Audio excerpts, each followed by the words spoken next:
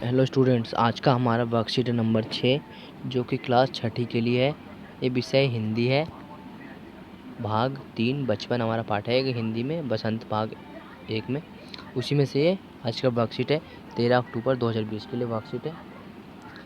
यहाँ पे अपना नाम लिखें, यहाँ पे अपने कक्षाध्यापक का नाम लिखें। तो चलिए वर्कशीट शुरू करते हैं। बच्चों, पिछले कार्यपत्रकों में हमने जाना कि बचपन पाठ की लेखिका कृष्ण सोबती जी ने अपने पहनावे, अपने खान पान की आदतों और अपने बचपन के शौक को बताया है। अब आगे। सर्वर स्कैंडल पॉइंट के ठीक सामने उन दिनों एक दुकान हुआ करती थी जिसके शोरूम में शिमला कालका ट्रेन से मॉडल बना हुआ था। इसकी पटरियां, उस पर खड़ी छोटे छोटे डिब्बों वाली ट्रेन, एक और लाल टीन की छत वाला स्टेशन और सामने सिग्नल देता लंबा थोड़ी थोड़ी दूर पर बनी सुरंगें। पिछली सदी में तेज रफ्तार वाली गाड़ी वही थी। कभी हवाई जहाज़ भी देखने को मिलते। दिल्ली में जब भी उसकी आवाज़ आती, बच्चे उन्हें देखने बाहर दौड़ते।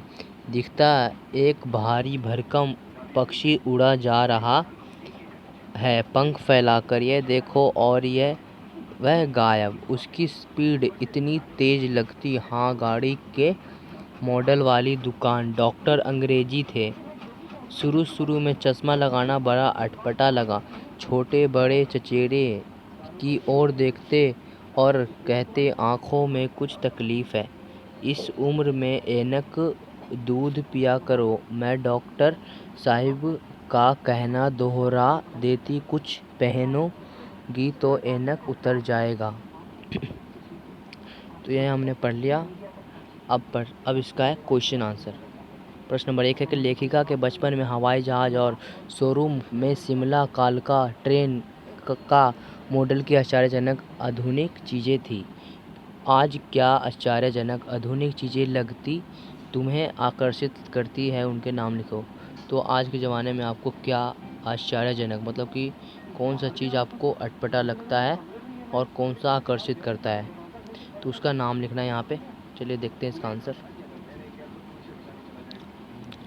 तो ये है आज मोबाइल आश्चर्यजनक है, क्योंकि आजकल सिर्फ एक अपने फिंगर यानी हाथ से एक बार सिर्फ ऐसे टच करने से ही मोबाइल चलता है। मगर पहले बटन थे, जो कि बटन को दबाना पड़ता था तब जाकर काम करते थे। तो मोबाइल भी आश्चर्यजनक है। इंटरनेट पता है कि इंटरनेट किसने बनाया और ये कैसे काम करता है, मगर इंटरनेट बहुत आश्चर्यजनक चीज़ है। और रोबोट भी बहुत आश्चर्यजनक चीज़ है कि रोबोट कैसे बोल पाता है, कैसे चल पाता है। रोबोट, उसमें कोई इंसान नहीं होता है, उसमें कोई आत्मा नहीं होता है, सिर्फ वह ऐसे ही चलता है। तो रोबोट भी आश्चर्यजनक है। और कंप्यूटर तो आजकल को सबको पता है कि कंप्यूटर भी आश्चर्यजनक चीज़ें हैं आदि। तो इस तरह से हमारा प्रश्न नंबर 1 का उत्तर होगा। जो हमारा प्रश्न नंबर 2 है, लेखिका को चश्मा क्यों लगाना पड़ा।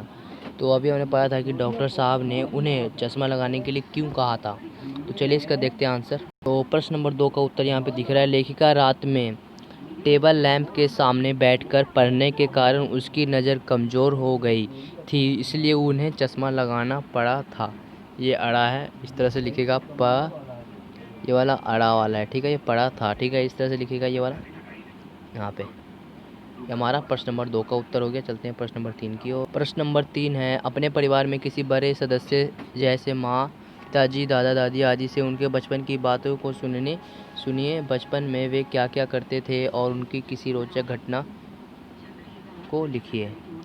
तो आपको अपने मम्मी पापा या आपके दादा दादी होंगे तो उनसे पूछिए, उनसे उनके बचपन उनसे पूछिए कि दादाजी या माँ पिताजी से पूछिए कि आप बचपन में क्या करती थी, किस किस चीज़ों से खेलती थी और उस ज़माने में क्या क्या चीज़ें रहती थी। इस तरह से आप पूछिए और उनमें से किसी रोचक घटना के बारे में लिखना है, ठीक है। तो मैं तो बता देता हूँ कि सुनिए।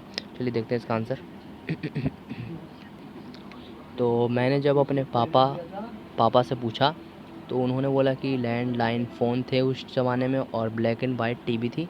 जो होता है ना ब्लैक एंड वाइट टीवी होता था, और उसके बाद रेडियो चला बहुत अच्छे से, उसमें सब सब सुनते थे गाने, और रेडियो एफएम यही सब सुनते थे। तो आपको अपने मम्मी पापा से पूछना है कि उनके ज़माने में क्या क्या होते थे, और किसी एक अच्छी घटना के बारे में बताना है, ठीक है, लिखना है। चलते हैं प्रश्न नंबर 4 की ओर। तो जो हमारा प्रश्न नंबर 4 है, पाठ में आए अंग्रेजी शब्दों भाषा के शब्दों को ढूंढकर उसमें एक एक वाक्य लिखिए। तो यहाँ पे बहुत सारे अंग्रेजी शब्द आए हैं, जैसे कि यहाँ पे दिख रहा होगा मॉडल, और एक स्पीड था। स्पीड कहाँ पे, देखिए ये रहा स्पीड, यहीं पे था, ये रहा स्पीड स्पीड। और भी बहुत बहुत सारे आए हैं, तो उन्हें लिखना है डॉक्टर। डॉक्टर भी एक अंग्रेजी शब्द है, और हिंदी में उसे वैध कहते हैं। चलिए देखते हैं इसका आंसर। जो आज का वर्कशीट में इंग्लिश शब्द आया वह स्पीड है, तो इनमें से एक वाक्य बनाने थे, तो मैंने लिखा है गाड़ी की स्पीड तेज़ है। और मॉडल, ये घर का मॉडल है। और सिग्नल, गांव में मोबाइल की सिग्नल नहीं आते, या लो कभी कभी आते हैं कभी कभी नहीं आते, ये भी आप लिख सकते हैं। तो चलिए हमारा प्रश्न नंबर 4 का उत्तर हो गया। चलिए प्रश्न नंबर 5 की ओर।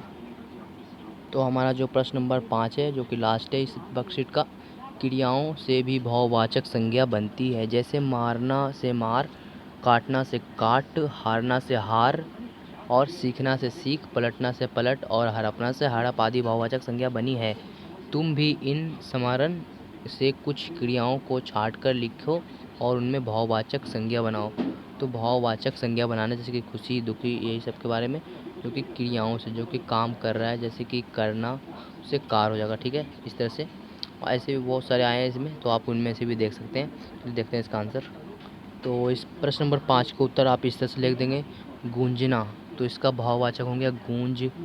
गहराना तो गहराई। खींचना का खींच, दौड़ना का दौड़, और हटना, हटना होता है ना हट, तो उसका का हट। और घटना, घटना यानी आपको पता है घटना क्या है, तो घटना का घटा होगा, जो माइनस वाला घटना, और एक घटा होता है।